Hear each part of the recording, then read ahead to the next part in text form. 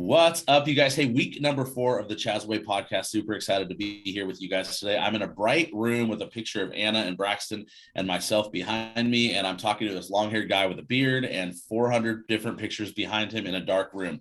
If that's not weird, I don't know what is. So, hey, guys, again, week number 4 of 2022. I'm so excited to be here with my good friend Danny, and I'll explain who he is and why he's on with you and I in a second. But just quick housekeeping, I want to ask you guys, if you're watching on YouTube, if you're listening on whether it's Spotify or iTunes or wherever, would you guys just do me a favor and just make sure you follow, like, love, thumbs up, whatever, subscribe, share, review, and listen, that's not for me, it's not for Danny, it's so that we can like reach a bigger platform. If there's something you hear, or maybe you've heard on a previous a message, the idea is just to spread a message to more people that maybe can bring more value to more people. And to do that, the only way is to get it out there. So if you guys will just make sure you show the love, maybe screenshot, maybe share on your socials, that's awesome. And if not, if it doesn't resonate with you and you don't feel like doing that, that's no problem. But if it does, tell other people. So that's all I ask of you guys. And today, again, I'm here with my friend Danny. So I know Danny because back in, I guess it was March. Was it March or April that the Frisco event? That might have been April.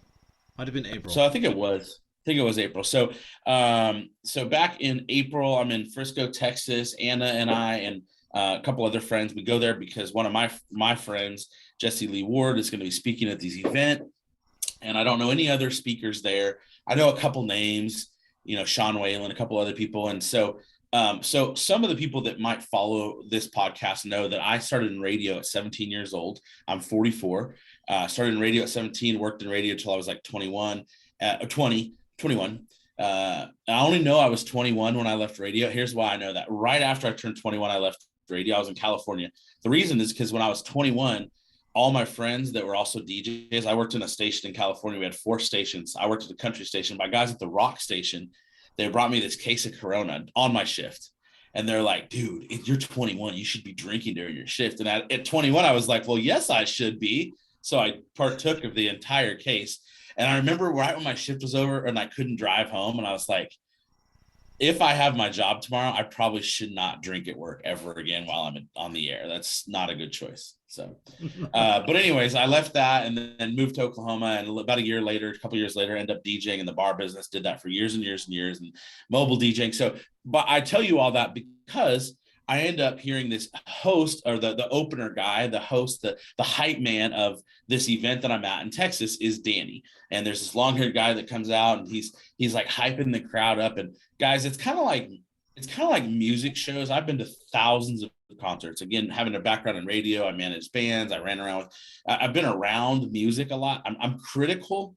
I love the music industry. I love the entertainment industry. I love DJ industry, I guess you could say. I love entertainment, straight up.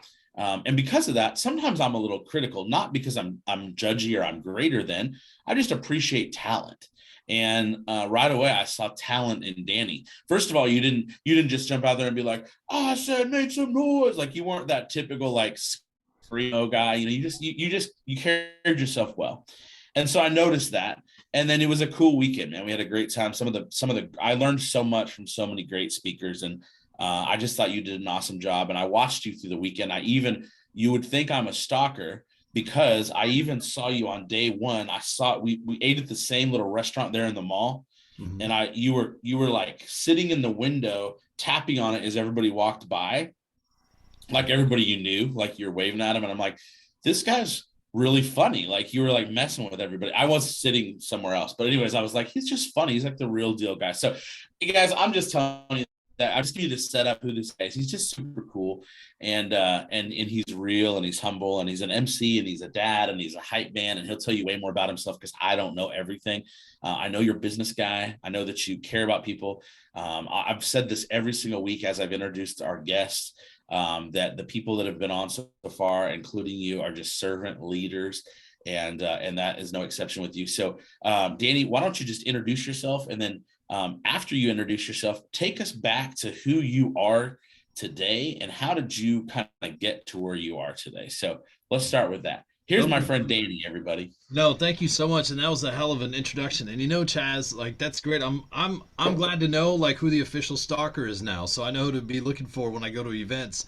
But If I'm gonna I'm get the stalked, guy. yeah, I was gonna say if I get stalked by anybody, I'd love it to be you because that's fantastic. You and I share the same background. I worked in radio. You left at 21. I started DJing at 21. Okay.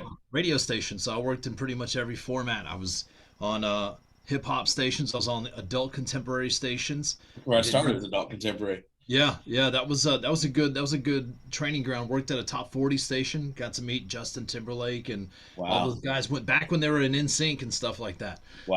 So it was amazing. They were a killer band live, and I got to see them at the Mall of America Rotunda. And it was three levels, a big round circle, and at three levels of the mall, and you could go in there, and it was at the Mall of America. So you could see them down below, and it was like they were performing into a tunnel. They did, remember, in the jungle, the mighty Yeah. jungle. Old school song. Yeah, they did that a cappella, and they nailed it. Like they slayed it. It was the craziest thing. I Were was the like, kids still like had they had a hit yet, or yeah, were they? they had already had. I'm trying to think. I don't think they had "Bye Bye Bye" yet, but it was like one of their first. It was one of their first songs, so it Wow. was it was crazy. But they were like people knew who they were. That mall was crowded with people, and it was an amazing process to go through. I went to school in Minneapolis, Minnesota for radio. Went on a Okay. scholarship, and then I ended up bouncing around between there and Wisconsin, and then finally down to Texas. And I went into the Okay. country format. So I did that. Worked in the mortgage industry. I started a mobile DJ service. When I was in Houston at one point, I worked in bars and clubs and hosting karaoke. So you and I have a lot of similar background just in that Awesome. I capacity. love So it.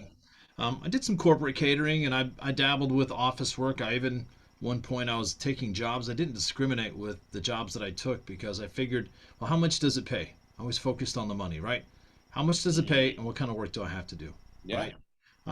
I would try to keep it consistent with what my resume looked like because I was very strategic about that as a young man because it was almost like living in a dual universe. So I had my radio career, but then again, there were times where I was like, I need to go make some decent money, so I'd go wait tables too. So Mhm. I was like the table waiting DJ, and I kind of made my way into that. It was a good time. It was a good balance between. It was almost like I was using my tip money to fund my radio career.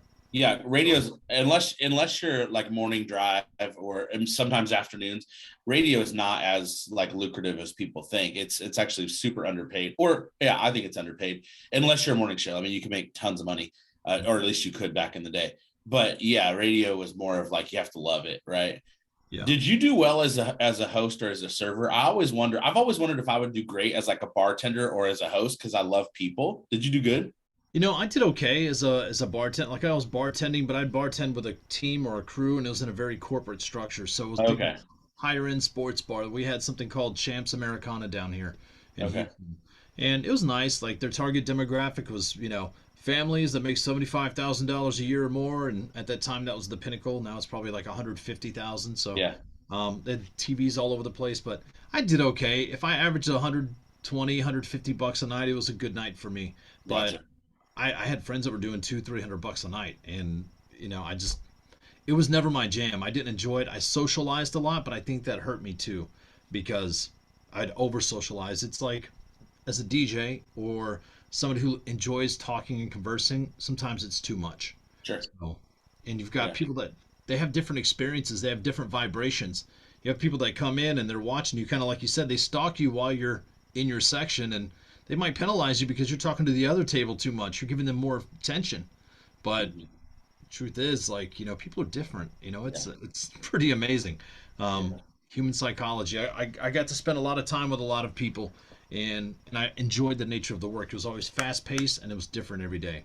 So Yeah. that was Hey, so take me back. So you do radio, you supplement that a little bit with some serving, which I think so many people probably can relate to, not the DJing side necessarily, but serving. I mean, a lot of people have done that in some capacity of their life. And when is that? Is that like early 20s? Yeah, that lasted from my first waiting job. So my first job, well, I had a couple of jobs. I got a job at McDonald's at 14. Before that, I was mowing lawns and I Okay. would babysit. So that was kind of my jam because I wanted to make money. My parents, we had 5 kids in my family, and they're like, and it was a Marine Corps family, so We didn't have a lot of money to spread between 7 people. We lived in a 3 bedroom, 1.5 bath house. So Wow. baths in the sink and cat baths were kind of a regular thing if we were jammed up and had to get to school. So Yeah. it's we lived like that, we thought like that, we trained like that. It was like we were in the military. But my first job, like my parents told me, they're like, look, if you got to start buying your own deodorant and stuff like that. I'm like, okay. So I did at 13, 12 and 13. They're like, if you want nice shoes, you're going to have to buy them. So I was motivated to go make money and hustle. So I'd cut grass and do anything and everything I could. This was before the internet. Then I got a job at McDonald's at 14, and they found out I was 14. I was cooking on the grill. I was sitting there cooking patties and stuff, and they found out I was 14, and they said, look, you're fired if you can't, like, if you want to keep staying here, you're going to have to go cut tomatoes. And I hated the work, so I just quit. I was like, I'm done. Like, I'm out, y'all. And they're like, okay, cool. Because I argued with them. I said, well, you guys should have checked the paperwork. So I Yeah. should be able to cook on the grill. I was defiant at 14. I did not care. And I felt like, hey, listen, you made a mistake, so I'm entitled to be behind the grill. Yeah. Mind you, that was probably not the best thing, but, I was like, they were just trying to protect me and protect the business, right? So Sure. I Hey, quit at the there. same time, you already were doing the grill work. You're like, I haven't screwed it up. Let me You know, keep doing it. Yeah, you can't burn a burger. By the way, if you never worked at McDonald's, what they do is like it's a time thing. So you put the patties down, they all come out perfect and uniform because they have a system. Like one of the best companies to learn systems and processes, McDonald's. They've got it down to a T. They do. So the food is not good for you. However, except for the fries, but their systems and processes are good. Yeah. So I did that, worked in a restaurant, and then I ended up I think it was in my early 20s. I was 17, 18, I waited tables at a truck stop, and waiting tables got me hooked. That kept going on through my time when I was going to radio school. So I worked at Subway. I always worked at Food Concepts while I was training in radio because I knew it was fast cash and I could always pick up a shift. Yeah. So that was the survival mentality. I didn't want to go to a place where it's like, well, you got to be here from 9 to 5. I had school until noon every day. So I'd wake up, be at school at 8, be done at noon, and the rest of the day was mine. Yeah. So, and it's That's not like, awesome. yeah, it was pretty cool. So I did that throughout my 20s, probably my late 20s. And then I got a job in radio.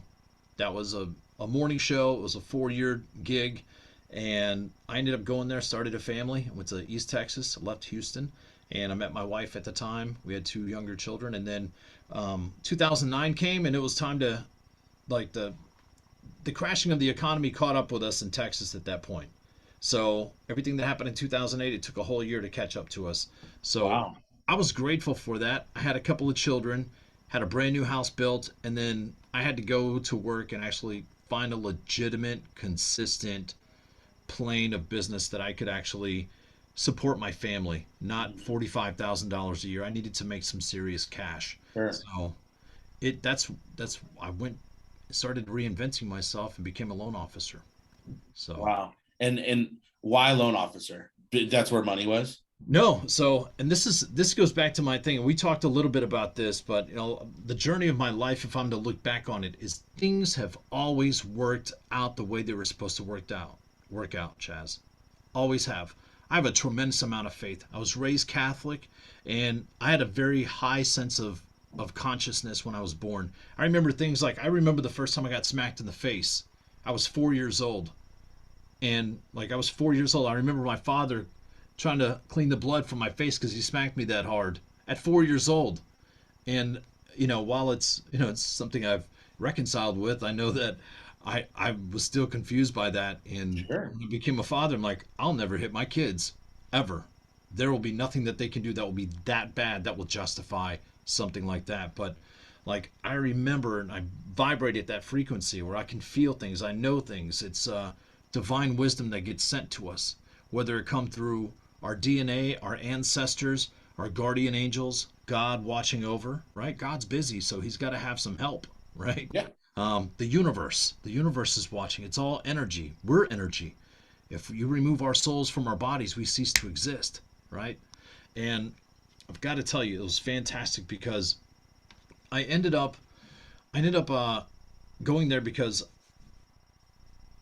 what had happened was I was working at a radio station after I got laid off from the morning show, and I was in radio sales. I had maybe 3 or 4 clients, It's the worst time to be in advertising radio. Like advertising, like Yellow Pages, radio, billboards, it didn't matter what it was. Marketing in general, like everybody cut their marketing budgets in 2008, 2009 because of the Yeah. economic collapse. And we were on the rebuild. It was going to take another good 2 or 3 years to build back up. So at that point, I had to make a pivot. One of my clients, I was producing and making extra money every week, producing their radio show. So I would go in, I would set it up, I would record it, I'd sit in as a third party, almost like a moderator, and it was two mortgage guys. And I think we did that probably for about 3 months. They came to me because I knew the radio business, but also because they were my account as well. I said, guys, I'll do it for free. Like I'll throw my service in for that. I'm already making commissions on the broadcast. You need to sign a year commitment. We'll make that. I just sweetened the pot for them because I knew the economy and what was going on. They're like, okay, cool. Probably about 3 months later, they're like, Danny, what do you think about like coming to work in the mortgage industry? Like, we can teach you how to do some stuff. How much do you make, and what do you need? And so they kind of came at that angle on me, and they brought me into the Nothing mortgage. happens on accident. It doesn't. It doesn't. And I got to tell you, man, I learned a lot. They put me at the front desk. So for 4 years, I worked the front desk like my life depended on it. And I had purchased the equipment with my 401k money on the way out of the radio station because like my $10,000 401k went down to 3,000 and I had to stop the bleeding, so I pulled it out. And I got to tell you this. The company was like, well, if you pull it out, you're going to get taxed. I'm like, yeah, but if I leave it in there, I'm not going to have any money left. So Right. I thought that was really confusing to me, and it was something that hit with me at a very like hard frequency, and I didn't understand why I got triggered by that, but I'd come to understand that a lot later. That's the structure of the companies and the 401ks, and you know that's not it's not meant to benefit you per se, and that a lot of that comes from education, right? So Right. they don't tell you everything you need to know, so you have to go searching for this information. But long story short, things fell into place. I was able to support my family. I ended up doubling my income. Wow. I grew to be a very key, instrumental part of that team. At that time, I think the gentleman I worked with, was his income alone was for the whole year, just for his portion, was like maybe $350,000. That's what he had netted, Mhm. and he's like, I want to go to 1 million. And we're like, okay. So we're like, that shouldn't be that difficult. But we built that company Where up. were you at? I Didn't was mean in to Long, interrupt. yeah, I was in Longview, Texas. I was in Long, East. That's East Texas, right? East Texas, yeah. So if you're looking at a map, Dallas is here, East Texas is, over here. So is that so Longview? Side note, Terrell, Texas. Is that close to that? It is, yeah. Yeah, it's about an hour and a half away. Is Longview east of Terrell? It is. It is Okay. east. Yeah, it's about an Pretty hour away from straightforward. Louisiana border. Okay. Off 20? Yeah, off I-20. Okay. So, yeah, Cool. All it's right. So you're working in East Texas. That's yep, where you end up with, and that's because radio took you there, and then you end up working for the loan company, yep, I sure and, did. and with success. Okay. So he says he wants to go to a mill, and then what? Well, at that point we were really digging in and like developing systems and processes and recruiting and things like that. And I had a really good knack working with people. So all of our real estate partners, the way that we got business, the citizens that lived there, the community was great. So I already knew at an early age, like, hey, I need to be out in the community because I was great with people. And number two, I knew that if people like me and trust me, that they would do business with me. And so that's where I laid a lot of my focus, and I became the marketing director, and I would follow up and I would call real estate agents and basically maintain the relationships on behalf of the business. I was Yeah. a business development monster and didn't even know it. And that's what was starting to take shape. I would take my equipment and volunteer it, and I would MC and get in these rooms with other people, very successful people, and I would MC at every single event. So kind of like what you had already, what you had seen and what you've known and experienced, like I was doing that for the mortgage company. And I made mortgages fun. I made it to be like, well, hey, that's really fun. What do you guys do? It's like, well, we help people buy homes. We secure financing for them. They're like, oh, okay. And it was odd. It was odd to people because I had long hair in the mortgage industry. A lot of those guys look like you. They're clean cut, clean shaven, good looking, and I come in looking like Jesus, on a 3-day bender, and it was kind of, confusing for people. So, Hey, let me ask you a question about that. Did you, not about looking like Jesus, because there ain't nothing wrong with that, but By the way, I'll receive that compliment about being good looking and clean cut. I Yeah, just got clean a cut. haircut. Yeah. I was in a meeting this morning with shaggy hair and a baseball hat because I'd had a haircut in a month. I had a big fro, but I did just get it cut a couple hours ago. So thanks for the compliment. I'll tell You, my hair girl. you got, yeah, you tell her she did a good job. She made you look Yeah, fly. So, right. She didn't even wax my brows for me. But so as somebody who's emceed and DJ'd a bunch, mhm.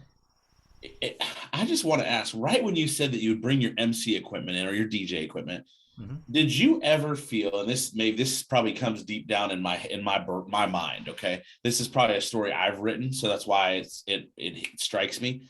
Did you ever feel like there might be some misconception of who Danny is? Like if I'm emceeing, would they ever be confused that maybe I'm not with the loan company and they might be confused like I'm the MC versus the business guy? Like, and then I don't want to fast forward to the Apex stuff, but we can talk about that later because I do want to visit that. But even if that's another scenario that could be the same, like you could easily be, your ego or your pride really is probably what it comes down to. Was there ever, even back in the loan officer days or the loan business, was there a time where it's like, well, if I bring my MC stuff, would I take a risk of maybe being confused as just the DJ? That's happened quite a bit. It's almost like being the janitor. But you know the beauty of that too?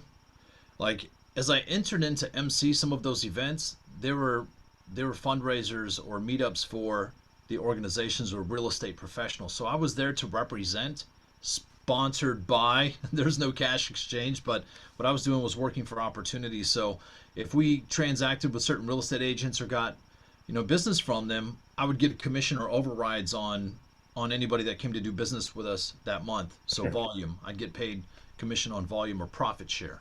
So I never worried about what my identity looked like. If Yeah. they wanted to assume that I was just the DJ, it was fantastic because I could have real conversations with them. They would tell me things that they wouldn't tell other mortgage or other real estate Okay. professionals. So I took that and made it an advantage. Okay. Um, there were times when people treated me just like the DJ, and usually the thing that it didn't trigger me per se because they were bad people. They just put their value on the perception of people differently. It was very, very different. But Mm, I was grateful for that because they showed me who they were.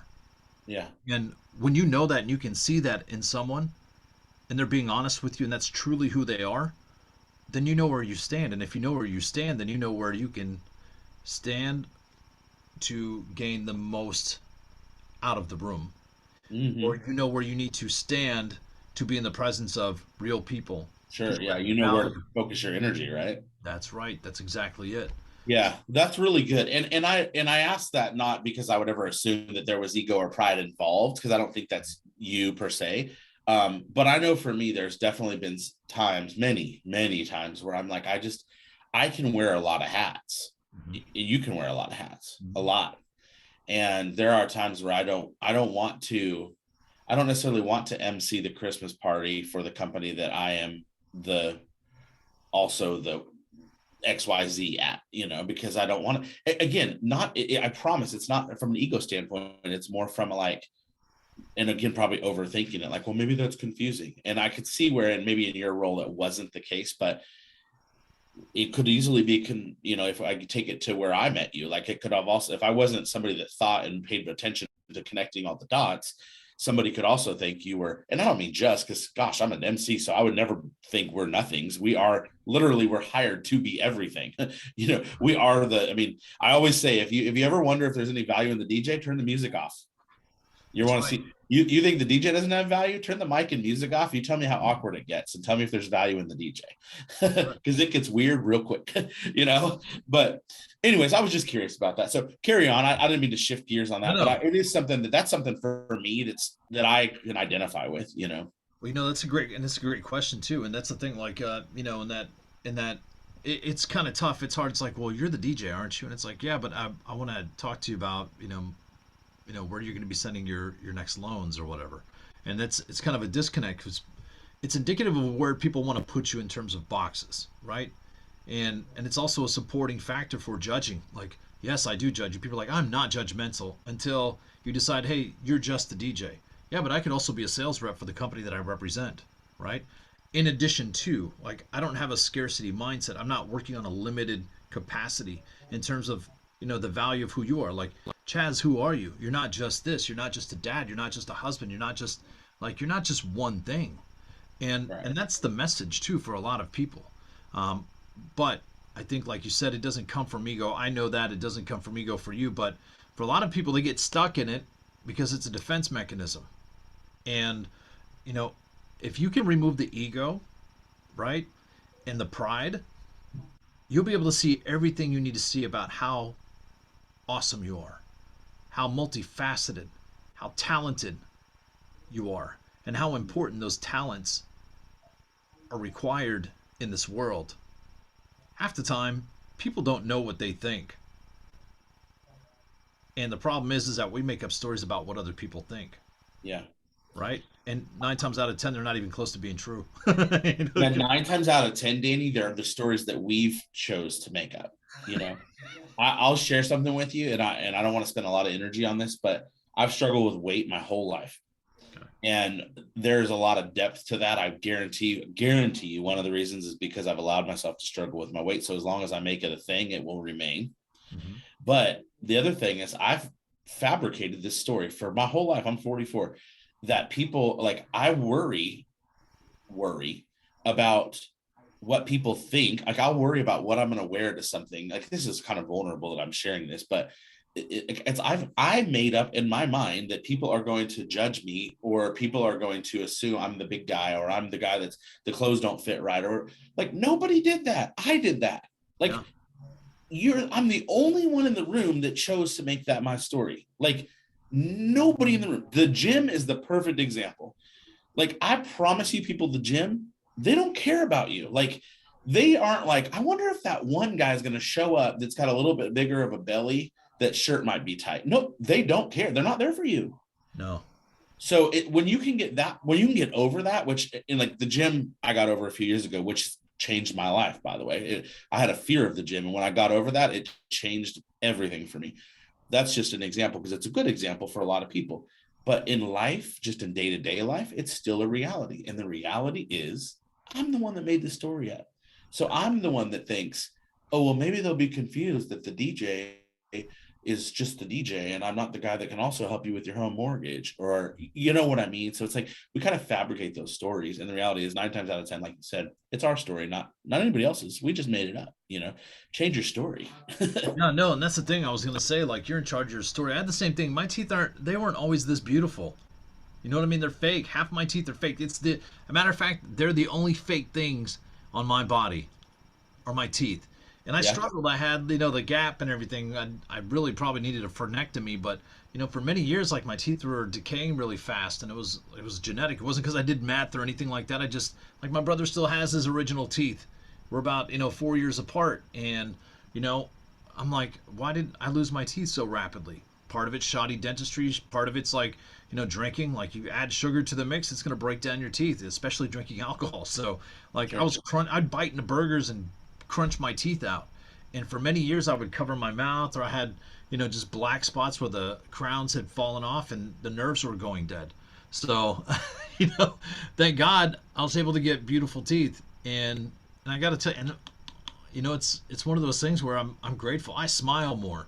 I Yeah. have that confidence. Like you talk about, weight a little bit in the roller coaster. Mine was insecurity.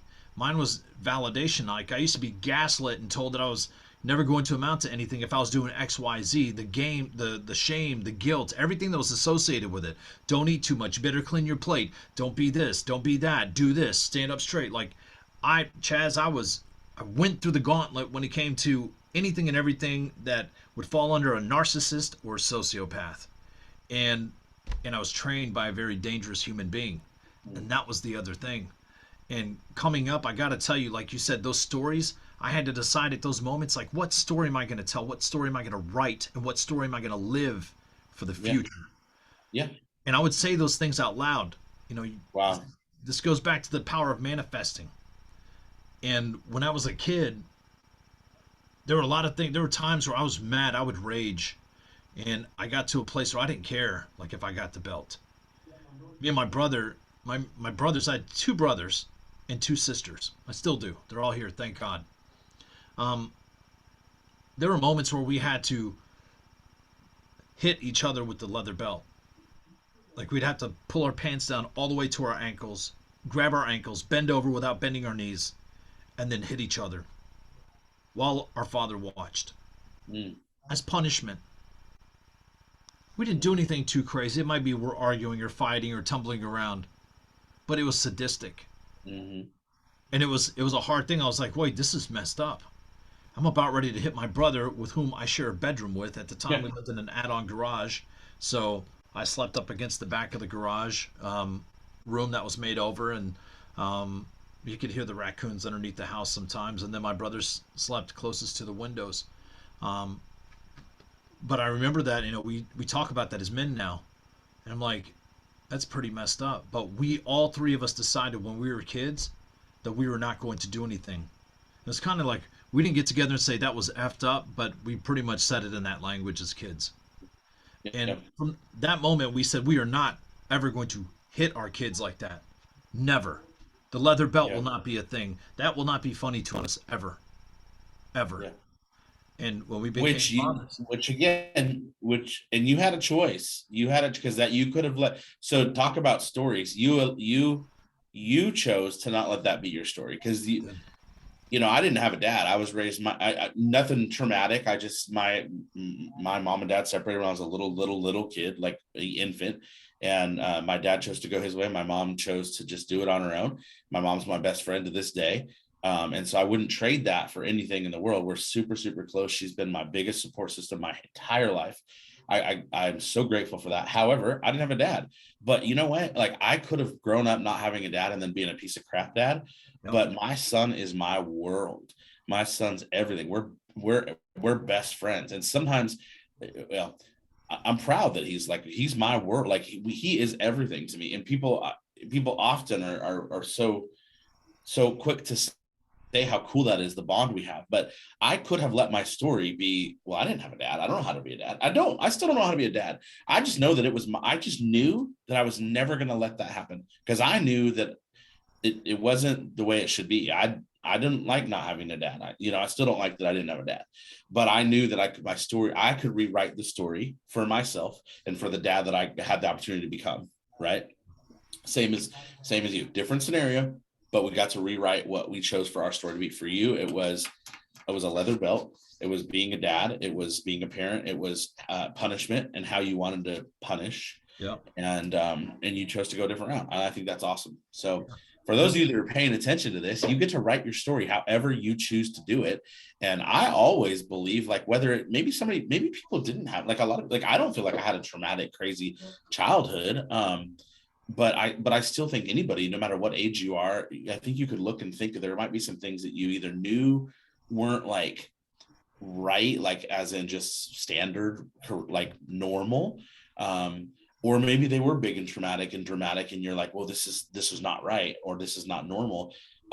You like today, no matter where you're at whatever age, you can readjust and realign and move forward today. Like you don't have to wait, and you don't have to check. You don't have to close that door like it's not still possible to make adjustments. Right. Yeah, and that's the thing, and I think this is a very important thing too, because as a man or a woman, if you're a grown person, you're an adult and you already have children, it's time to get squared away. It's time to dial in anything you're having issues with today. If you haven't resolved those issues, stop letting them be the issues. Those stories are messing up your current present. It might be affecting your relationship with your spouse, might be affecting your relationship with people in business. It might be affecting your relationship with your children. It might be affecting a relationship with yourself. It's a block that you've got on yourself. And you almost have to go back to that time and edit it. Like, what's going to happen if you didn't get to say it at that time because you weren't cognizant enough to say, hey, and you didn't have to be. We're all on a different journey. And some of us have a higher level of consciousness when we get here and maintain it. And some of us, it takes us a little bit. It takes us till our mid 40s or late 50s or whatever the case may be. Sure. That's just, those are the chosen paths. It's not a competition and it's not a game. It's the journey that was pre-selected. It was discussed and negotiated before you even made an appearance on this planet. Yep. But it's your responsibility to go to that time, say, I have to resolve this issue here and edit my timeline. So from this point moving forward, this is what I was going to do. This is what my intention is. My intention is to be this, this, and this. I'm going to go here. I want to release all the negativity associated with this moment in my life. Today, moving forward, we're editing the timeline. I'm going to do this. I'm going to do this. I'm going to do this. I'll give you a good example of that. I have a 22-year-old son. He lives in Fargo, North Dakota. And he's got a son. He's 2 years old. And he's close to the same age I was. I was 25 when I had him with his mom. And it was a very tumultuous experience for us. Again, unresolved issues from childhood got brought into relationships I had. Made for a chaotic, my 20s were chaotic. And they were crazy. But I got to tell you, I'm grateful for that journey. Last night I had a conversation with him. And I said, listen, Alex, I got to tell you something really important. He goes, what's that, Dad? I said, when I was with your mom, I didn't do things the right way. I said, I hurt her feelings. I broke her heart. I said things that I'll never ever be able to take back. Things that still affect her to this day. I said, and I wish I could. I wish I could go back and edit that. Because I put something on her that has affected her for this period of time. Mm. I don't even get the opportunity. It doesn't matter how successful I become. It doesn't matter because I did not create a good enough space for her to come back in or feel like she could come back in. Mm. And I never wanted that. It was cathartic and it was humbling because I was being accountable in that time. Not for my ego, not because I need my kids to love me more than the other parent. That's not what it's about. Like, it's about owning the things that I did in my life and correcting them. Because we're not perfect. We're not. But I don't let them be excuses, My father didn't come to us and be like, well, I didn't know any better. Yeah, you knew better. You used to get beat with hangers and electrical cords. You knew that the leather belt would hurt. Mm-hmm. Bare skin is sadistic. That's a whole different level of abuse. Yeah. So, but not to be negative about it, I'll tell you this part of it, though. That assignment that we came on when we got to this planet, Chaz, we chose that. We chose to go through every single experience and situation, broken heart, failure, success, the roller coaster ride of life. We chose that for a particular reason. And think about it for your life right now. Like, you didn't let that be an excuse that you didn't have a father around. Mm-hmm. Your son loves the hell out of you, doesn't he? Yep. Right? And that's a wonderful thing. And you didn't need a guidebook. You're an example to many men who might be like, well, I didn't have a dad around. Well, what's your excuse? Chaz got it done. Sure. Right? And I love that because I don't think anybody would choose to go through this life without a dad. Right. In my case, I would have been okay with it. Right. But it's all right. It inspired me to be the dad that I did not have. Sure. Absolutely. Right. Even circumstantially. So even in your case, it was so physical, and you hear horror stories. You are an example of a horror story, frankly. Like, I mean, that's not, and we can shift to brighter pieces of this story in a second. But I mean, let's not discredit what you and your family have gone through. Like, those are things you see in movies. Those are horror stories you see on the news, So yes, it's awesome that you are a humble enough man to let it be light enough for you, but it doesn't mean it didn't happen to you. You know what I mean? Right. And again, you chose to go a different route, and I gosh, I commend you so much for that. But it doesn't mean it's not real. Doesn't mean it wasn't painful. Doesn't mean it's not still painful. I was listening to an interview today from Chad Wright. I don't know if you know who Chad Wright is, but he's just this really cool guy. But anyways, I was listening to an interview, and he was talking, and the guy he was interviewing was talking about it being 4 years old and his mom being this raging alcoholic, and she did some very physically abusive things to this kid, and he was like, I knew that it wasn't right at 4 years old for me to go through the things I was going through. I just knew that wasn't normal. Even at 4, I didn't know what was right, but I just knew this wasn't normal, So he changed his story as he got older. He just chose to change his story. So let's fast forward. Thanks for being vulnerable, by the way. I appreciate your open on. I want to bring value to everybody, and somebody will resonate with that because there are hurt people in this world, and this story will fall on the ears it's supposed to. I hope it does. Yeah, and that's the thing, Chaz. Like, and life is worth celebrating. This is the part where it gets good too. You're like, you can look back and remember, hey, I don't live there anymore. Yeah. So don't carry it with you. Like let it Yeah. go so you have life to live today. Sure. And Sure. I love that's that. the message. So, okay, so like we're going through this timeline. You're in the loan business. So, what's the title? I'm calling you loan officer. I'm calling you the mortgage guy. Like, Yep. what is your? So you're selling mortgage. What are you doing? Yeah, so I was a loan officer, and basically what I would do is people would call and say, I "Hey, I need thought to you were buy." only. Sorry, I thought you were only the MC. My bad. Right, I yeah, thought you were right. just the So MC. yeah, people were great. It was great. They're like, "Danny, you're really good on the phone," or like, "You have a great voice. You should be on the phones," which is perfect. They would do that. They put me on the phone, so I would work the front desk for 4 years. I called myself a man assistant because that's what I would do. I talked to every single person that came in the building. Now pay attention to that. I talked to every single person that came to do business with us, anybody and everybody that came through our office to transact with us. Yeah, They had contact with me. I was the you. first point of contact. Yeah. And that plays a big part of the relevance later on in my Okay. story in Apex. Okay. So I did that. I have these discussions with people. They're sharing private and personal information. How much money do you make? What's your social security number? Do you receive child support? Do you pay child support? Uh, do you have, citizenship papers? Like there's very sensitive information that gets discussed when you're going to purchase a home. And I'm glad I had that conversation with a lot of people. Sometimes it was a little bit contentious, and sometimes I had to stay a little bit later because they didn't get off work and they would only deliver it in person. So I became very accommodating. I learned to flex and work with people and not complain. Just say, hey, listen, I'll be here. I'll wait till 6. Come by when you can. I know you're busy with the family.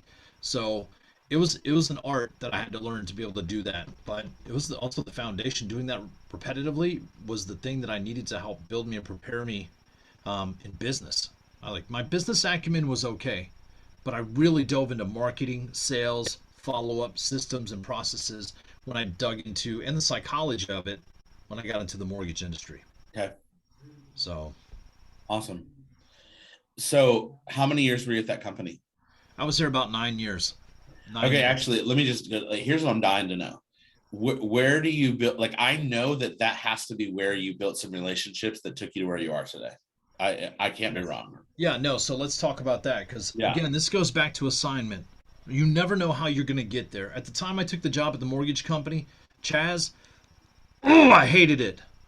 I hated the nature of the work sometimes. I did enjoy the work, but I hated how I felt sometimes because the people I worked with. I didn't like it. At first, it started off good. At first, it was pie in the sky. And it's there's a saying that we say a lot in Apex. It's money is a magnifier. Ryan Stewman talks about that. He's like, whoever you are before you have money, that's who you're going to be. You're going to be a bigger, more magnified element of that. So if you're not a kind person here, you're not going to be kinder when you get money. You just Sure. won't. So some people Yeah, it's that's different, good. right?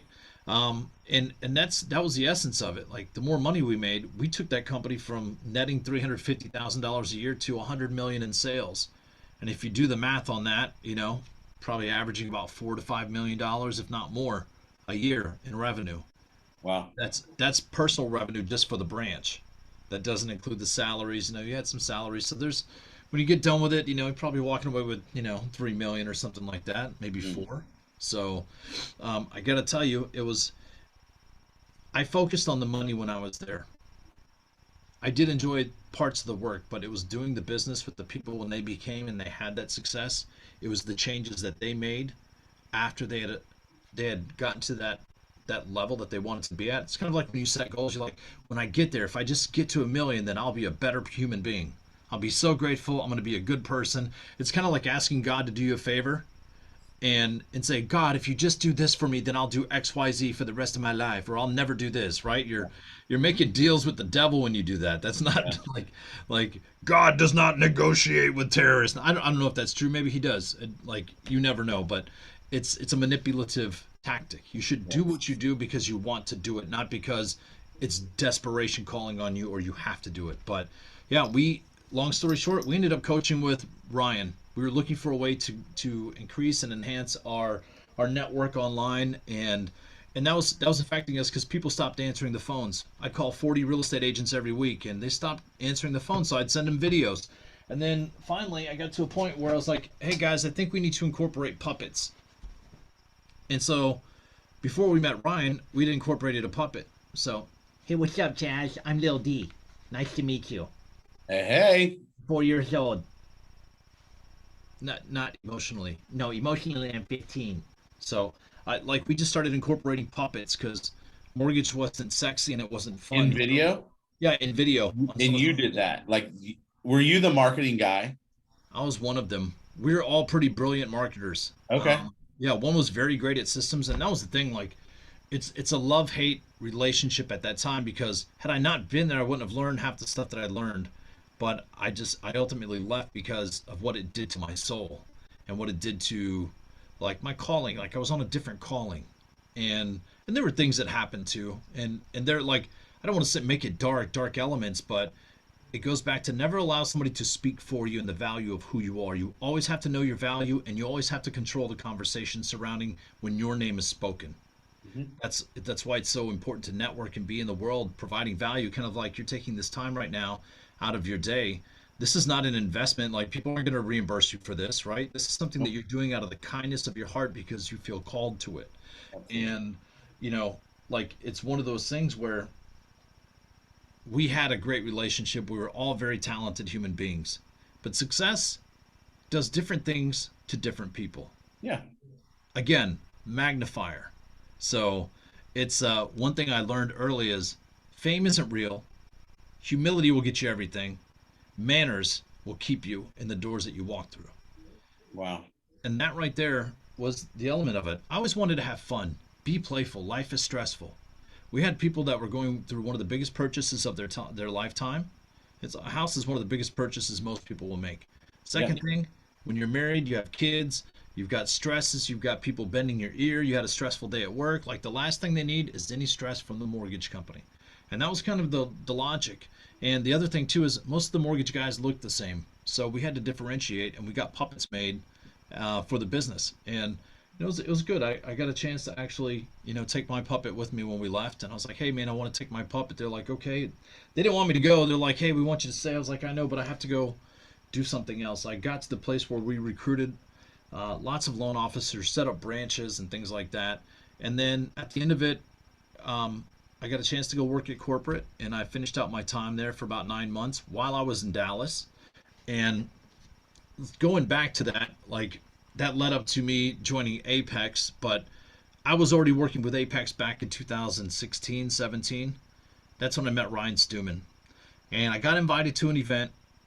We started striking up conversation. I took everything I learned in a book called Elevator to the Top, implemented it, and started getting noticed on Twitter by him. I What's was it called? about Elevate what?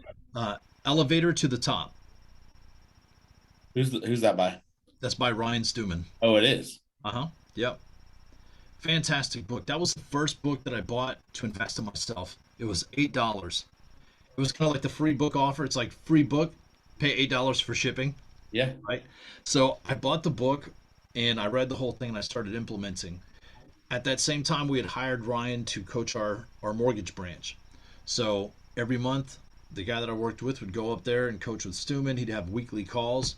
And at one point, Stewman saw that I narrated audiobooks. At that point, I'd narrated 40 of them romance, business, um, educational books, so self development books. And I just went on and took my old radio skills because I was, I don't want to say I was restless, but I was restless. And I wanted to create something for myself because I didn't own the mortgage business. So I started narrating audiobooks, something that I could control, something that I could own, something that I could leave for my family. Mhm. So I took that journey, but I posted about an author I dropped a book for. Ryan saw it because I followed everything in his book. Hey, make sure you're tagging out and shouting out your authors and people that you do business with and show a sign of good faith, and other people will see that. Well, he hits me in the DM and says, hey, man, I see you narrate books. Do you want to narrate mine? And he became like my first direct paid author to work with me, and I got to narrate all of his books. And it's fantastic. I produced them, I narrated them, and I got to tell you, Chaz, because we talked about this before. People think, oh, he's got like Lamborghinis and Rolexes, and he's rich and he charges a lot of money for his programs. You know what, man? Because I made that investment in doing that, I didn't charge him anything barely. It was very minimal. It was just to get the opportunity because I knew that if I could get in the room in the circle with him, I would have more business than I knew what to do with because he was already working with my ideal clients. Yep. Every person, or most people coming through his network, end up starting podcasts or writing books. And some of them launch brand new companies in addition to the ones that they're already working and running. So by doing this, I got a chance to get to know him a little bit more. I had a reason to reach out to him. It wasn't just willy nilly. It was like, hey, here's where we are with your book. It should be done by this date. It's going to be published. Next thing you know, we start talking about radio background. He invites me to come MC for him. But before that, I'd started making moniker videos. So I would take filters from Snapchat and do funny things making fun of people that are clout chasers or that go to network marketing events and never do the work. And I gave him the moniker Ryan Motherfucking Stewman. And I would send him a montage reel like every other week. He would take that, play it in his network, then he would send me the screenshot of how many views it would get. It'd get 4 to 5 thousand views. I was like, man, this is great. So he saw that, he liked that. He said, hey man, my network likes you. Do you want to come and open up for me at an event? I was like, yeah. So that's what I did. And I would introduce him as, and I still introduce him as that today, to this day. So fast forward, I get out of the mortgage industry. And this came like, we're talking about how things always fall into place. I was married the whole time and started my journey and getting into self-development. But what ended up happening was I worked my way out of my marriage. I was so focused on work. I'd go to the mortgage company. I would take care of my young children. I'd get my wife fed and the kids fed and do all that stuff. She had her own job, but like I stopped paying attention and investing in my marriage. I was all in on me and all in on self-development. And it was to the detriment of my marriage. I'd come home, I'd work on audiobooks at night. Because the other option was to sit and watch Netflix or, the Hallmark movie channel. And I Yeah, didn't hang want to do out. that. Yeah, I didn't want to do that, Chaz. I Yeah. felt like less of a man because I'm like, what do other husbands do? Because I knew I wasn't going to get any work done if I was in bed at 10 o'clock watching TV or even 7 o'clock. I didn't want that life for myself. I lived that life. I watched my parents live that life. And I didn't want that life. I never wanted that life. I was always staying up till 2, 3 in the morning, even on a school night, working on projects, coloring, writing, doing anything because my mind was just moving like that. So on the weekends, I would go and DJ weddings. So I was booked like 52 weeks out of the year for the most part. I'd have at least 52 to 60 gigs a year. So I was moving and busting it for a one-man show. But I used to pay my mortgage, to provide private school for my kids, to pay for all the overhead expenses of insurance and cell phones and all the Wow. gadgety gadgets that we wanted, right? Yeah. So I was hustling, I was doing my thing. And about 3 years ago, actually 3 years to this date that we're recording this, my divorce was finalized. And I'd been married 13 years, and then 13 years later, we got liberated. Liberated. Notice I said liberated. Mhm. But I'm glad I had that experience. It was great. And I live 20 minutes away from my kids now. But she even said, she's like, I have a feeling you're going to be working with Ryan. I was like, that's weird. Like, I live in Longview. I'm 2.5 hours away from there. Like, that's not going to work. She didn't know either. We both didn't know that we were going to be, living Yeah. separate lives in the future.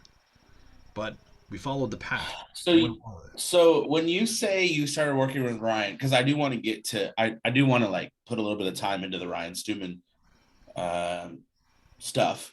Um, when you say that you started working with him in 16, that was you're referring to like kind of building a relationship. You read the book, and he's teaching or he's coaching at your mortgage company you're working for, and then the stuff you just shared with me. That's all like 16, 17. Yeah, 16, 17. That's happening. When did you move to? Because you're in Houston now, right? Mm-hmm. Yep. When did you move to Houston? So I'll tell you, it's there's a trip that I made up to Dallas. So 3 years ago, Ryan had hit me in the DM. He had no idea I was getting liberated because I didn't talk about it. It was a very painful thing for me. It was a admission of failure. And these kids that I loved, and their mom is not a bad person. We just weren't a good fit. I had to go and create a space for her to say, "Hey, I don't want to be here anymore," and it's okay because we can't continue to do what we're doing. So, what do you want to do? Check the box. Because I knew she wasn't happy. You don't have to be a rocket scientist or Dr. Phil or you know you don't have to be a love doctor to figure that out. So we decided to liberate and separate, and we did that. I moved to Addison 2019. Okay. So that was a very profound moment for me. The first 3 months after liberation, like I went through a lot of rage, but I had to do it in the confines of a different space. I had to make new rules for myself. There was no drinking, there was no dating, there was no random hookups, right? No, random sex hookups. Everything's right there on the phone. I mean, you can get an app. What do you want? You can get food Sure. delivered, sex delivered, you can booze Yeah. delivered. What do you want? So I made those hard and fast rules for myself as I made that journey into Apex because Stuman said, "Hey, listen, man," and it was really crazy, Chaz, because at the time, like at some of his events before 2018, he would smoke weed, get high, hang out, like do his thing. But in 2000, at the end of 2018, he had made an announcement that he wanted to hit the reset button. Most people resigned, quit, were fired, and he was left with maybe one person there. So he hits me up because he knows me. He knows I was showing up for a couple of years just doing the work for free. I didn't ask him to put me in a hotel. He didn't pay me any money. I'd bring my equipment. I'd MC the smaller events. For the bigger ones, I'd get to come in the room, get to meet all of the speakers, all of these people that people pay thousands of dollars to go see and enroll in their programs. So I thought it was a fair trade. My talent for admission. I'll make you look good. I'll represent well for your company too, or in front of your friends. Sure. And his friends liked me. They said, "Hey man, we really like Danny. We really like the MC." That helped me too. So it wasn't. It's taken a whole community for me to come to this place. That opportunity was created by a community. Because I'm not the greatest in the world. None of us are. Mhm. And the moment that we realize, hey, I can't do this by myself, I have to do it with other people, that's when the magic starts to happen. Mm. That's when you say things out loud like, I need this to happen and I want this to happen and here's why. Mhm. It's a law of attraction, right? It's manifestation, provided you're willing to continue doing the work. So I come in, I moved to Dallas in 2019 in July. I stayed there for about a good year and a half, getting to know Stuman on a daily basis. I knew him, I was familiar with him. He trusted me because I gave him, like, he asked me questions, I would tell him, where I stood. There's no manipulation, there's no end game. I'm not really attached like that. Our first discussion, like, I think it was probably 20 minutes when we went to talk about it. I said, "What do you have in mind?" He goes, "Danny," he goes, "Well, I got you like doing MC and hype man stuff, but like I think you should handle our events and manage those for the time being." I said, "Okay, great." I said, "I'll probably have you do some sales and stuff like that, but your number one job, and the number one reason why I want you is because you listen to people."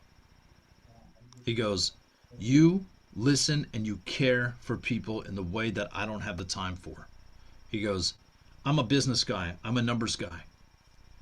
I care about people, but I look at things differently." I said, "But what you offer them, people want that, and it's necessary to have for the company." So he Wow. goes, "I want you to work with my clients. I want you to onboard all of my clients." So in the last 3 years, I've onboarded over 1,000 people one on one, just like this, into our program. Wow. So I've done over over 100 events just for Apex alone, live events. So that's $1 million masterminds or Apex live meetups, our in-person quarterly meetups for all of our entrepreneur and executive clients. Um, some of our rooms are now they've grown from like 10 people to 100 people in a smaller room. Yeah. We'll do Are one. you are you pretty much emceeing if there's a need for an MC or a host, or you're pretty much doing all of them, right? I am, and I have some help too with Tyler Dozier. He actually took my spot when I left Dallas, and I left Dallas back in 2020 in the fall time in October because my younger children, moved down to Houston. So I figured that was apropos. I need to be close to my children. They're 13 and 15, and there's not going to be much more time that they'll be in their house or close by. So I want to be able to catch the games and go see my daughter play lacrosse or go to swim meets and hang out with my son and take him to baseball practice and spend that one-on-one time. Yeah. So, and So yeah. so are you working he took your position that you just shared with me, like the onboarding position at Apex? No, I still have that as well. So that's still Okay. part of what I do. So What position did he take of yours? Tyler took the event planning aspect. So, and he's Okay. done a phenomenal job. Like back when we started, we didn't have a big budget. It was shoestring. And coming back from my radio days, I took that knowledge and said, "Hey man, like we can shave like 20 grand off the first event when I come in just by buying our own equipment." So, Stuman's like, "How much you think?" I was like, "I need 15 grand at the most." He goes, "Okay, cool." I came back, we had about 11 grand that we spent. He's like, "Perfect." I was like, "Okay, good."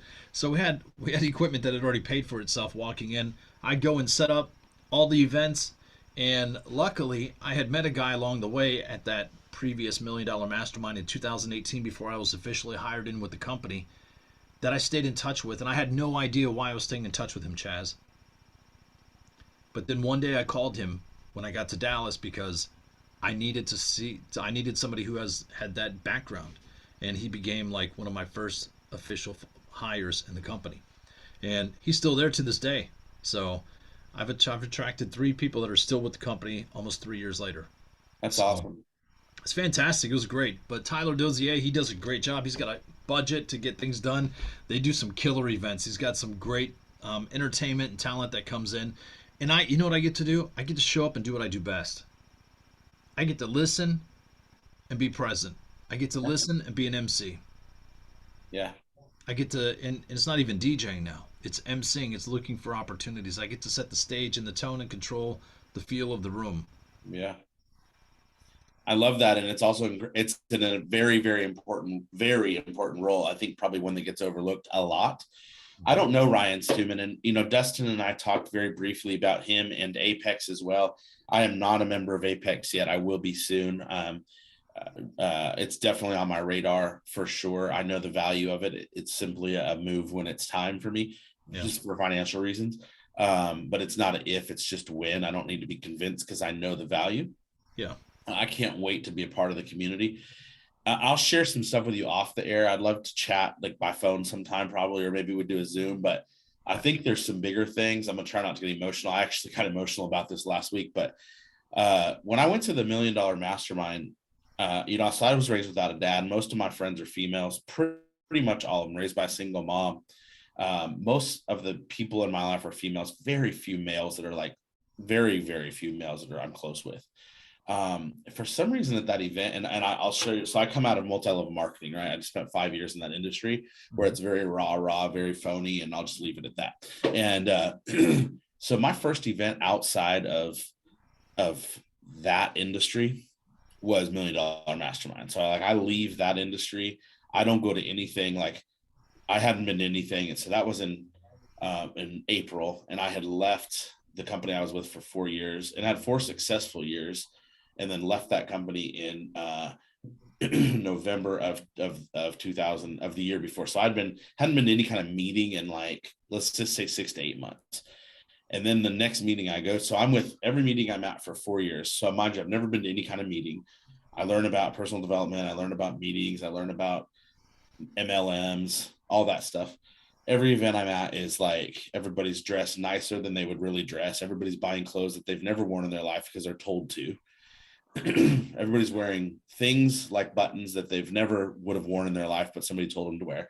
I'm like giving you the super nice short version of it, right? I know you're not naive. You get it. Yeah.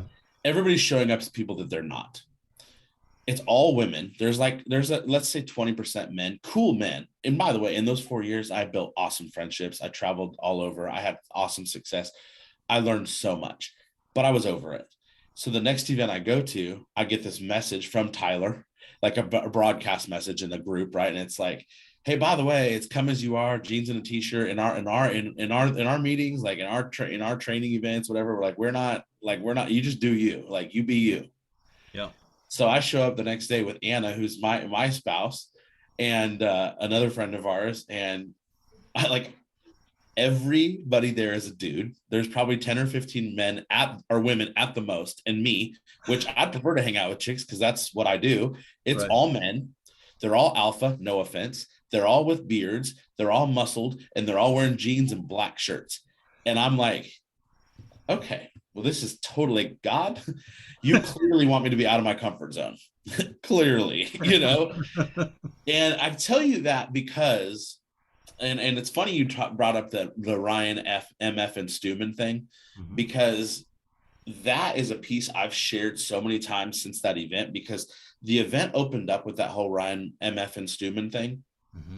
and then it went into Keith Craft, who I'd never heard of, Right. and then it went into a whole powerful Thursday of key speakers that were just mind blowing, and then it book ended with Steve Weatherford, who I'd never heard of, who had a testimony that would just give anybody chills, who Yep. just spoke so openly about his relationship with Jesus. And this Ryan MF and Stuman, who dropped F bombs like crazy, and I'm not above that, by the way. I've worked in the strip club industry for years and years and years as a DJ. I'm no better than anybody. So it's not because I'm offended by that, but it was very vocal. Again, I come out of a place where it's all rah rah. All of my meetings were way different than this meeting. And so then I see that, it opens up with you, then Stuman, and some crazy gangster music, then Keith Craft, then a weekend of greatness, and ends with such vulnerable, just incredible speaking from Stephen Weatherford. And I have, it gave me this respect for Ryan Stuman that I'll carry that to my grave, dude. Dead serious. And there's two parts to what I'm sharing with you. One is that because of that, knowing that Ryan Stuman produced an event and was not afraid to open it and close it with Jesus gave me such an amount of respect, dude. Like, he was able to be himself. Like, he didn't like, well, I'm having Keith Craft there and he's my pastor, and I'm going to close it with this former world champion Super Bowl guy who talks very openly about his faith. And so we better, hey guys, let's, when we do this weekend, let's tone it down. Let's tone the F bombs down, because we're having some guests there, and I want to make sure nobody thinks that we're this way. Like, clearly he is him. I don't know him. I don't know Ryan. I will know Ryan. He'll know me too. But he was him, and everybody there was themselves. And I thought, if you want to respect somebody in this world, respect people that show up as them, Yes. right? Yes. The other side of that, and where I'm leading up to, is that I left that event, and I keep telling Anna this. I've several. I'm like, I feel like I was supposed to be there, because there's something, and I don't know exactly where this is supposed to line up. I feel like God kind of maybe gave me this nudge. If you've ever been nudged, like, maybe, Chaz, you need some male mentorship in your life. Maybe you need to build some relationships with some strong alpha men, which is extremely out of my comfort zone. Like, I cry in movies, dude. You know what I mean? Like, I'm not a pansy, but like, even though I'm a big guy with tattoos, like, I grew up with a single mom, only child. Like, I don't wear alpha on my sleeve, on my tattoos maybe, but like, I'm what you see is what you get. And so I haven't spent a lot of time around bearded dudes with jeans and black t-shirts that just left the gym, right? Like, again, I'm not being a hater. I'm just being real. Like, that's what I'm not, that's foreign to me. And there's just this part of me that's like, maybe you should be around people that make you a little bit uncomfortable, so that maybe you can elevate. It's not about elevating to be a musclehead. It's not about elevating to being an alpha. Maybe it's an elevating to like locking arms with strong, like-minded people that will carry you. Because you said something earlier, Danny. What you said was like, you said like, I can't remember the words you used, but you were talking about basically working with a group versus working alone. And there's so much power in that. Like, you can get so much further when you work together versus thinking you can do something alone. And so I just tell you that because that event did that for me. There was a lot of great takeaways. There's some great speakers. I could talk about the event forever, but that doesn't pertain to everybody who watches this that wasn't at the event. But what it did for me was, it was like, it really opened my eyes to, it wasn't just the event, it was the people that were there, and the switch in my mind was like, man, maybe. And that's why I want to be a part of Apex, to be honest. It's like, maybe really the bigger picture for me is like, I just need to get around different like-minded people that will pull me up, that will pull me to a place that's uncomfortable. And the greatest things in my life, like 2019 and 2020 were the hardest years of my whole life. I'm 44. So to be 44 and my hardest years were at 42 and 43 years old is kind of weird. You'd think the hardest was when you were younger, right? But the hardest years were 19 and 20, and this has nothing to do with COVID, by the way. So for those to be the hardest years of my life, and then to be in the happiest, greatest place I am today, I know that it was because the most uncomfortable parts of my life were that season. And so maybe I need some more uncomfort, some discomfort, to elevate me to a level far above what I could ever believe. possibly because I've been thinking and speaking of what I want to become for such a long time, and maybe it's just now time to fill those shoes. So what do you want to become? I will make a massive impact on people in this world. I want to be able to gift and bless a lot of people with sharing valuable things, I mean, I have a list of things, but I want to be able to bless people. That's what I want to do. That's what I will Amen. do. So And you will. And you know the other thing too, Chaz, is you do need to be uncomfortable. yeah, And I'm going to tell you this because when you that's where you're going to grow through maximum discomfort. It's where you grow, it's where you get experience, it's where you learn. mm-hmm. You have to emotionally, mentally, and physically starve yourself and get uncomfortable to that place where you're like, okay, I got to make this work. I have to go all in. There's no plan B. And Mm-hmm. these alpha men that are around in the group, I got to tell you, man, and you haven't seen this, but I've been in those meetups. Even those that have plenty of money, their net worth is in the millions to the tune of 7 figures, 8 figures. I've seen those men cry. I've seen them break because they don't have everything together. Mm-hmm.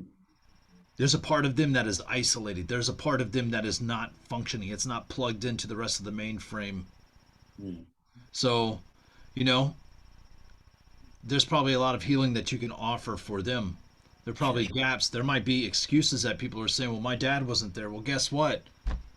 His dad wasn't either, but it didn't stop him from being an awesome dad. sure. A lot of those people might need to work on their relationships with their children. Do you know how many people I talk to that come into Apex? One of their big things is, and these are people that run companies, they're CEOs and executives, C-suite executives that say, I really, like I ask them, I say, what are your goals for the next 90 days? Like, what is your big focus? Tomorrow you wake up and you're going to focus on something. I got the financial portion handled. I really need to spend time with my kids. I had one guy that almost broke my heart because he said, man, he goes, I got 4 kids and I don't even know who they are. Mm-hmm.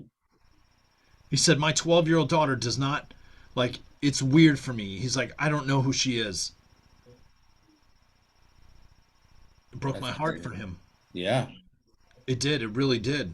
Mm-hmm. And you know, God moved the universe to create an opportunity for him where he's not needed in his business now. That's So awesome. he's like, what do I do with my hands? But that was one of the things that kind of, for him, it brought him to a screeching halt. And he said, okay, part of the reason why I'm here is because I know that there are models of men who are living good family lives. They are good spouses, right? Mm-hmm. They're good partners. They're Yep. honest business people. A lot of those alpha dudes, they're a lot softer than what they seem, but they'll also be the first ones to come dragging you out of the mud if you need the Mm-hmm. help. Sure. I think that's awesome. And they are because we're surrounded by those true people. It is. It's not for show and tell. It's for like these guys really mean what it is that they're doing, and a lot of them have had, life has kicked the crap out of them. Yeah. And Well, I think I saw that. I think what I feel like I saw was very authentic. And I also like, let me also go back one step and say, like, this is the second time on the podcast I've talked about Apex. Like, I don't, I don't benefit from Apex. I don't, this isn't about a pitch.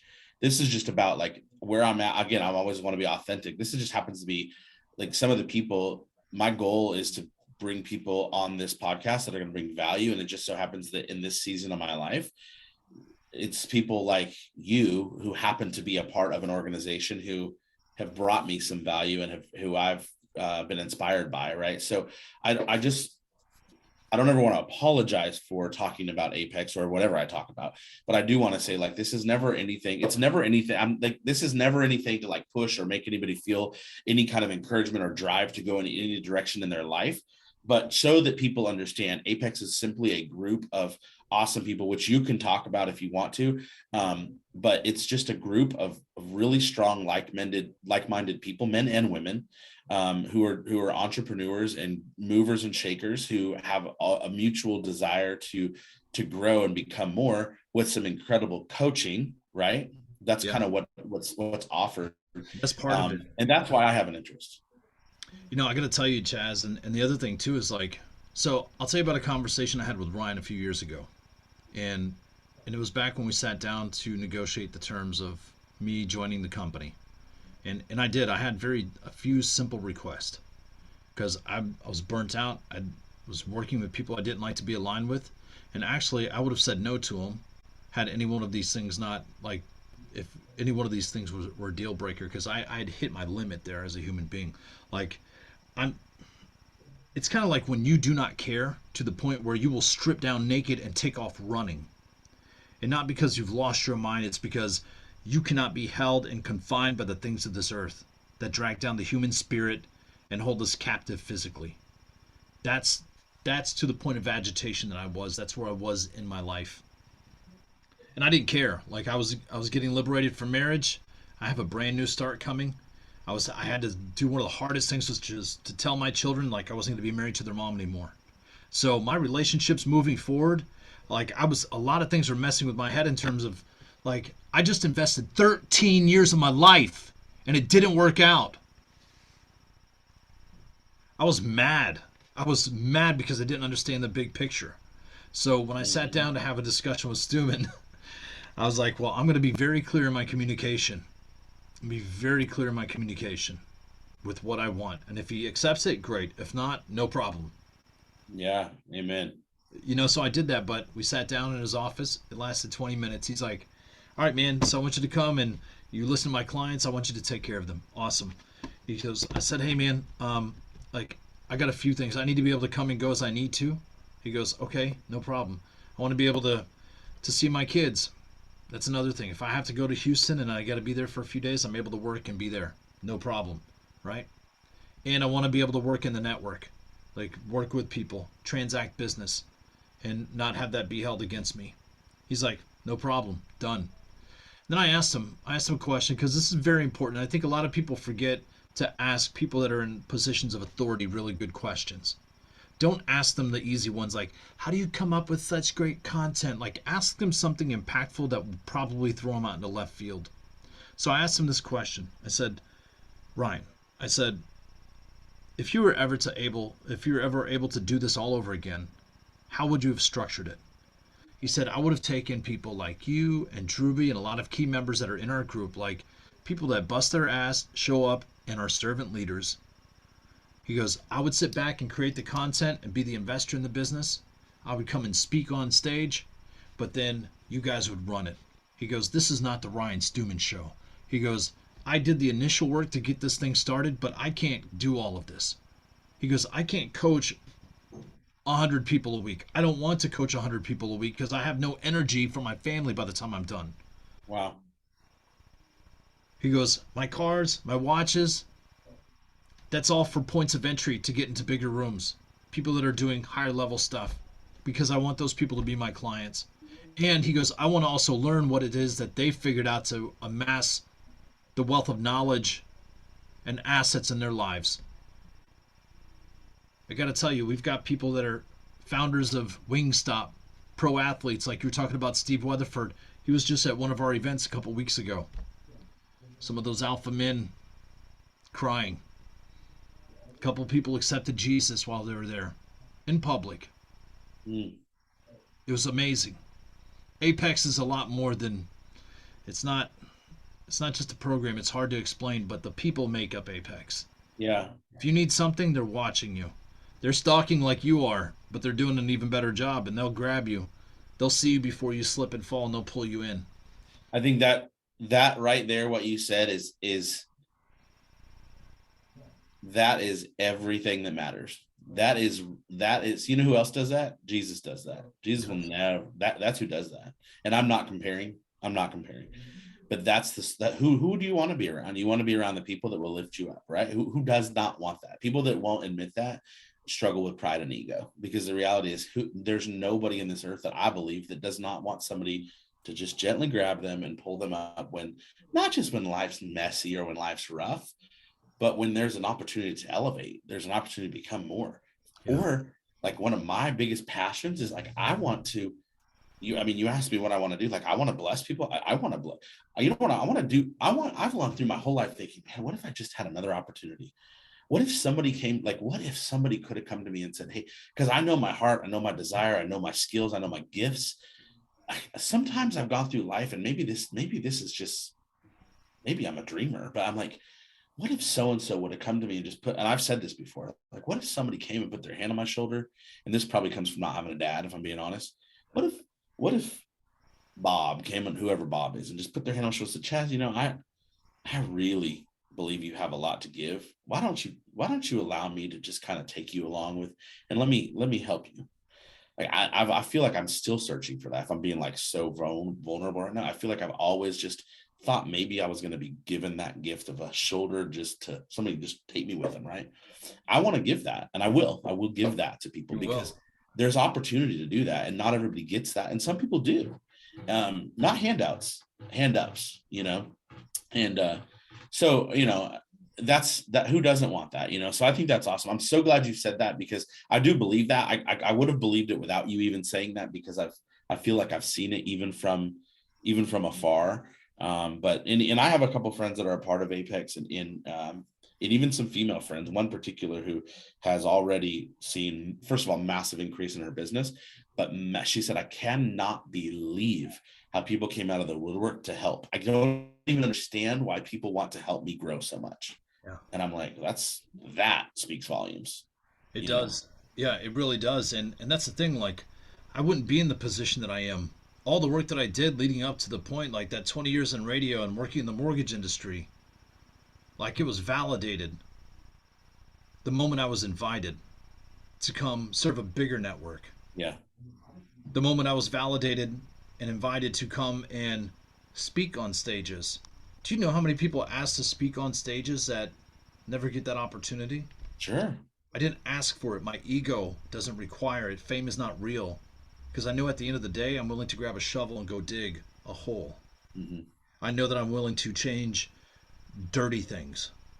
I'm able to go in and do the difficult, nasty, ugly work. And a lot of it starts with looking within ourselves. Hmm. And I've taken deep looks and dark looks. I've taken long looks.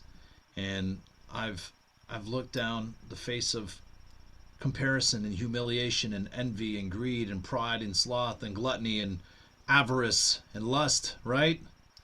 Yeah. I've looked down the seven deadly sins and been through some of them, and you know what? I came back out and I found out, hey, like this is the bigger picture. Like we're here to help each other. That's why we're all here. Like why do we like we can do the same things. This is a tricky part too because of the programming in society. It's like, well, this is what you should be, and you should go do this. I used to try to fit in and watch pro football, and then I was like, I feel like I'm wasting my time. I would get so mad when the Minnesota Vikings would lose, and because I would sit there and go, I just got drunk, I spent money, and they lost, and I wasted 3 hours of my time when I should have been honing my craft or writing. Right. Right. it's, it's like, why am I doing that? So, like, these agreements that we make, it's beautiful to see them upheld, and everything has come to fruition since that conversation 3 years ago. Everything that Stuman said he wanted, he manifested and said out loud. Say what you see so you can hear what you say. Say what you see so you can hear what you say. Pastor Keith Craft. That's how you program yourself. Say it again for me.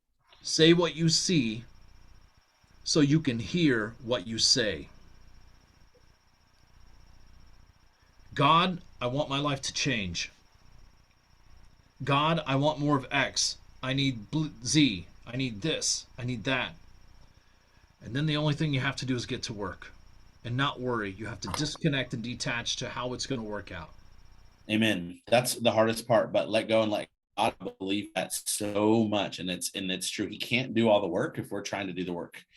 And it's our work. As soon as we try and do the work, that becomes ours. And it's not supposed to be ours. It's that's perfect. That's if we put it out there, then let's let it all happen. Right. Yeah. And that's the thing, Chaz. Wow. And like, I think of two things just off the bat. This is before we even do a deep dive in brainstorming. But I know for you, you can teach people that never had a dad there how to live in a just life. You can also work with parents too. How do you be a cool, awesome dad? How do you have a good relationship with your son? Mhm. Right? And then you probably have a collective of people that love you, have been there to love you through that, right? Your relationship with your mom, to like, what are the things that you did? Where did you go? Like, there are a lot of people that still haven't figured that part out because they're still, Sure. married to that identity of my dad wasn't there, right? So it Mhm. justified, like, sometimes people just do what they want because they just want to do those things, right? Sure. You don't need justification or a reason, Right. and I think there's something around that for you too. And it is okay to be a sensitive man. You should definitely, it's okay to express your feelings and do those things and cry. Yeah. So there are moments, again, like we talked about this off air, but like there are moments where in the middle of an event I'll get choked up on stage. It's happened a couple of times because I'll stop in the moment and I'll realize all the work that I did Yeah. and all the battles that I had to fight, whether it be the passive aggressiveness, the missed opportunities, or somebody talking trash about me, or getting pushed back in my relationships, right? Or Mhm. doubting myself. Self doubt is probably one of the worst. Mhm. But in humility, I'm grateful. Mhm. And that was the thing that carried me through. And I still maintain my humility and maintain my gratitude. And I also celebrate all the work that I've done. And I'm grateful for the blessings and the invitations. You Mhm. can't say no to a gift, and you can't Nope. say no to an invitation. And the sooner you get connected with that and accept the responsibility of that, being willing to surrender anything that does not belong and give it back freely, your life is going to change. Amen. Danny, it's been awesome. I want to ask you a couple questions. I'm going to wrap up. So, first Okay. of all, what do you do right before you get on stage to open an event? Do you have like, is there a thing? Is there a moment? Is there a something? It's the same thing I do every day. Some people do it for show. You see them backstage at concerts praying and everything. Mine's every day and mine's every night. I'm like, God, it's like, help me know what it is I need to know when I need to know it. Help me know what it is I need to do when I need to do it. And help me know what it is I need to say when I need to say it. Yeah, What is the message today? What do I need to speak? That's how I approach it. it's I awesome. approach that, but I don't have to do that with a group of people. I'm just like, you know, make your presence known today. Mm. Channel me, use me. There's a song from it's a Catholic song. It's like, make me a channel of your peace. You know, Mm. where there is hatred, let me bring your love. Like, it's a beautiful song. So it's called "Make Me a Channel of Your Peace." Make sure you Google it. You can I probably will. hear it on YouTube, but it's a beautiful song, and that's indicative of like we're here to be instruments. We're conductors of energy. Yeah, So absolutely. Energy is so important. I hope that the whole world one day will figure that out because it is so key and it will absolutely change. It's like going to get a tune up on your car. yeah, It amen. changes everything.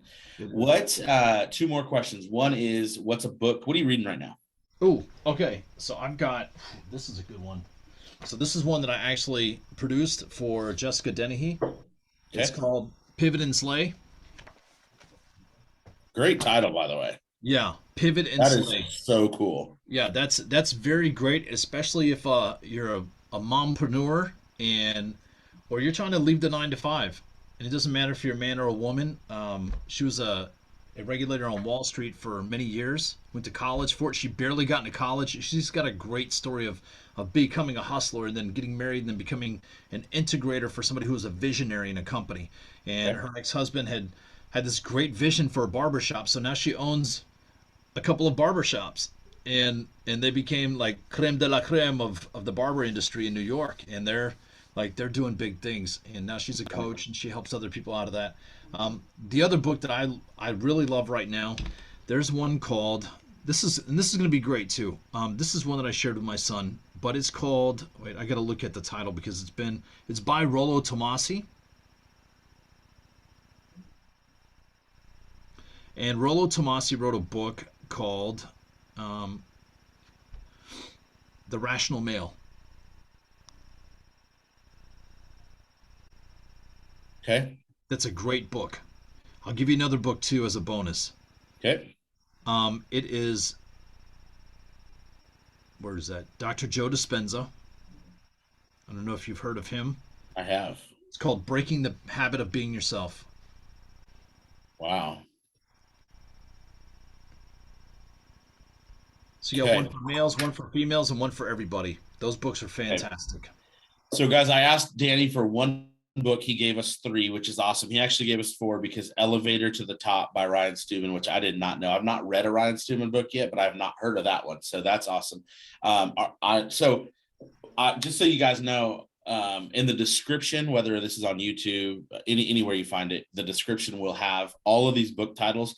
And what I've started doing is actually putting a hyperlink, so you actually can click it and it'll take you right to Amazon, where you can order the book, whether you choose to do Audible or whatever, it's your choice. But that link will be there, as well as a link straight to Danny's Instagram, so that you can follow along his journey. He's real deal.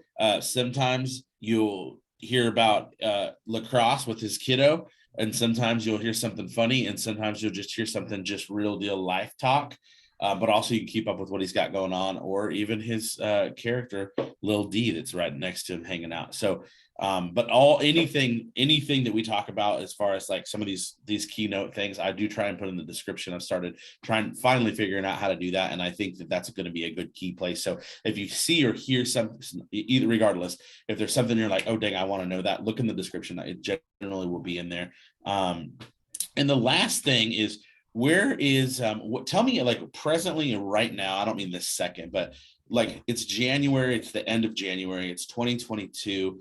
What is, like, in a nutshell, what is the life of you look like right now? Like, in a nutshell, what's Danny's life like? Right now, I wake up, I'm in hustle mode. I'm an entrepreneur. Not only do I contract with Ryan Stewman, like, my life exists because of the connection and the work that I did leading up to that, to meeting him, and everything beyond that has evolved because I continue to plug in and show up and do my time and take chances. And my life is very, very chaotic. It's not, I can't be with 9 to 5 people. It's a hard proposition for me. It really is. Unless they have other things going on. If they have side hustles or solopreneur gigs, whether maybe DJing, or they have a snow cone stand seasonally, I have to be around interesting people. But the main thing is, I might wake up at 7, 8 o'clock in the morning. Sometimes I go to bed at 2:30 in the morning. Right now, I've got a company called Voice Your Life Media, and I work with a lot of people to produce their podcast and audiobooks. I work with narrators.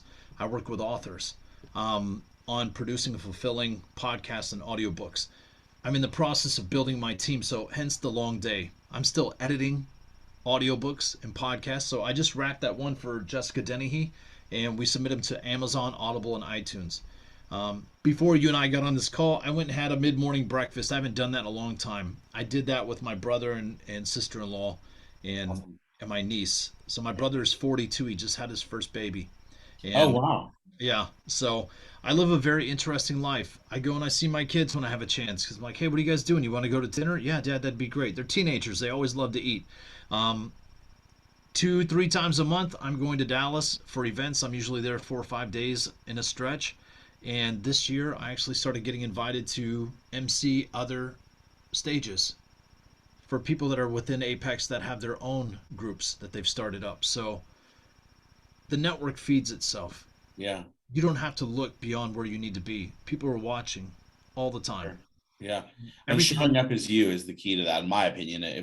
Not that you don't already know this, but if somebody was curious, like, well, how's that happening to him? First of all, you put it out in the universe. Second of all, you just show up as you. If you show up as you, make it real by speaking it, right? Just like you said earlier, believe it. And then thirdly, just show up as you. Like, as long as you're authentically you, like, the right pieces will fall exactly where they're supposed to. It does. Is there anything is there a piece of your life that you feel like, are you is there something that you feel like you have not fulfilled yet that you're excited to do? Like, so I'm new to real estate, right? So for me, it's like, I'm new. I have a goal to sell 20 houses this year. I've got my hands in a lot of other things. I'm doing it. I'm a dad. I'm DJing part-time in the evenings, a couple nights a week. I've got an amazing spouse. I want to do, I've got a lot of little irons in the fire, right? But if you were like, so I have a goal in the next couple of years. I really want to understand this real estate language. I want to own some properties. I want to learn investments. And then I have some goals, like some other goals outside of that. Like, is there anything for you that within a year or two from now that you want to do that you're like reaching towards? Is there a stretch for you, something that's firing you up? Yes. So the big thing is legacy. So I want to establish a trust in the next year or so. Awesome. and all of the money that I make, I'm going to put into it, but through investments. So, like, and this is going to be something I do with my brother. My brother just left his 9 to 5, his HVAC job. He was working on the hot roofs on the commercial buildings here in Houston, and um, through a series of circumstances, he's like, "Dan, we're getting ready to do the thing we said we were going to do, which is also real estate, but it's going to be probably through passive investing." So that's something I'm really on fire for. I want to get my company built up and start adding narrators. I don't have to narrate all the books. I don't have the greatest voice in the world. I want to create some classes, right, and teach people how to like get their kids to work. Like I'm really big in financial youth education because we didn't have that, and I know what it's like to fight over a hot dog at dinner. I know what it's like to be hungry. I know what it's like to have to ask permission to get a snack because we're on a tight budget for a couple of weeks. I know what it's like to be told to go stand away from the register because my parents didn't want us to know we had food stamps. So in the next year or two, I want to, yeah, it's like, it's amazing the things that we went through, but I'm glad that we did. But in this next year, I want to be able to travel with my kids and say, hey guys, listen, um, let's get on a plane. Why, Dad? Because we're going to South Padre. We're going to go down to Mexico this weekend. What? Yeah, but we didn't. It's okay. Let's go. But let's take a trip to Minnesota. You want to go to the Mall of America today? Because we're going to go. Right? That's where I want to get my life to. And it has nothing to do with flash or having a bunch of money. It's having the ability to actually create that opportunity. Freedom. Freedom. Freedom. I wasted so much of my time as a teenager, and I don't want my kids to waste their time. So Yeah. I want to do everything possible. But back to what you said too, I want to be able to bless people. There's nothing better that makes me smile than seeing somebody smile and they can't pay you back. Mm-hmm. It's a wonderful thing because that's happened to me. And I want to return those blessings. So many times I've been stumbling through this earth, and this year is going to be a huge year of giving back while building because I don't need everything that I have. So, Sure. you What know, a great place to be too. It's just a great place to be, dude. I appreciate you so much. I appreciate your time, and I appreciate you being adaptable today with scheduling. you got it. This is something I've looked forward to for a long time. Believe it or not, I knew months and months and months ago that this connection would. In fact, I think I messaged you months ago and said, "Hey, you want to podcast sometime?" Before I even knew what it would look like in 2022, I just knew it was going to happen. Didn't know what that looked like, but here we sit today, and I know that the people that will listen and see this will get value. And I use the word value all the time because I think that that's an important word, which to me, to get value just means an opportunity to have a little bit more knowledge than you did maybe the day before, right? And that's important to me. I always want to grow every single day, and so I know that you've brought that to us, to me as well. I love hearing more about your story. I'm grateful for it. I'm excited to see what the rest of this year brings for you. I'm excited to see that, first of all, you already are creating your legacy. So as much as legacy maybe is your word or your goal for this over the next 365 days, it is something you've worked on creating for years, believe, and I hope that you let that resonate with you. Like, give yourself the grace of the journey to know that you've been working on your legacy through all the oops, all the messiness, because that's just part of building that foundation, because now you're where you are today, to know that that's what you're working on. And so I think that it's going to be a beautiful thing to watch you do that and put it into a visible thing. Amen. um, and I'm excited. I'm excited to see you in the next few months sometime. I think we're going to deal in Dallas or Frisco sometime in the summer. So I'll definitely be there for that. And if I don't see you before that, but I appreciate you. This podcast will come out here in the next couple of days, or it'll probably be already out when somebody hears it, which would make sense, right? Right. Uh, like, it's so weird to record it. I'm like, and when I hear things like whenever you hear something and they do that, I don't like it because it makes you realize that it was pre-recorded. But Yeah. whatever, I'm still learning. You learn as you go. But Here's the beautiful thing about it. It's transcendent of time. Like today could be today, it could be yesterday. Maybe yeah, it's tomorrow though. You just don't know, right?